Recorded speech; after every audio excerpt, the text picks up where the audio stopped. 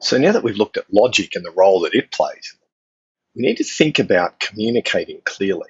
So what we're going to go through is a model that is often used. It's an acronym, ILAC, but it's a model for how to think about things from a legal perspective. Different law subjects will teach this with a different acronym, but it's essentially the same kind of approach, and it's applying deduction. This kind of approach to thinking and communicating can be very useful in life, even if it's not in law. Anytime you have to apply a principle to a circumstance, this kind of thinking and the communication in this method can make what you're saying very clear and much more defensible. So why don't we leap in, because what we're going to do is use this ILAC method through the rest of the course in order for you to be able to communicate clearly your insights from the subject matter that we have. Okay? And we might even think about giving a mark or two for that clarity of communication, because that is so critical in business. So let's look at the ILAC method. So there are four things that we're trying to do when we take a general principle, be it a law or anything from business, and apply it to a situation.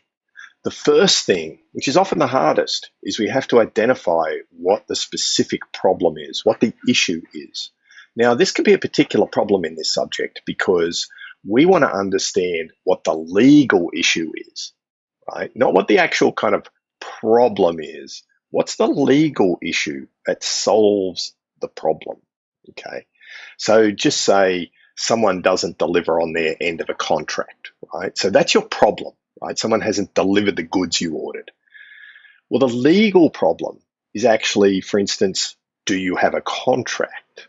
Were the goods you ordered a term of the contract? Right? It's subtly different, but it's very important that you get this concept. You have to be able to identify the crux of the problem, or for want of a better term, what causes a problem. What is the issue on which the whole problem turns? Okay. If we've identified the issue, the next thing that we need to look at is what is the rule or the principle or the model that helps us solve that? What's the law? Okay, we're going to need a reference for that because we're an academic subject, and it also harks back to finding and using the law from from earlier this week. So we're going to have issue, law, application. Right? You now need to apply that law and show why it applies in this situation.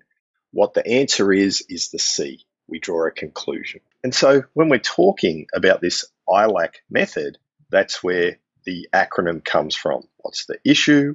What's the law? Do the application, draw a conclusion. Okay.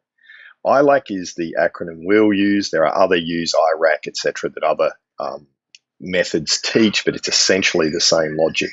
You can see that we're using the logic of deduction here because we're using a general rule, right? And we're going to apply that to the specific circumstance before us. Now, when we're dealing with real legal problems, we run into this conundrum that it's more complex than kind of what we're teaching you. So we've taught that law is statute law and or common law, but most legal problems don't require just a simple application of law. If that were true, you would never go to court because you understand the answer. Court cases are costly. You only really need them where there's ambiguity. Or I will say in business, sometimes they're used strategically, but we won't go into that, right? They're used to block someone in a business course of action. So in order to run a case legally, both sides really need a reasonable argument if you're going to spend the money. Otherwise, it's just a huge waste of money. Okay. So because of that, this ambiguity arises because we're probably going to use a mix of statute and common law, or at least interpretations of the statute or uncertainty around the statute. That's what gives rise to the particular case. What we're studying is a more simplified approach where we're just trying to learn how to apply the principles. So what does that mean for you in business? Well, it's actually quite tricky because sometimes you can get legal advice that is very clear and well understood.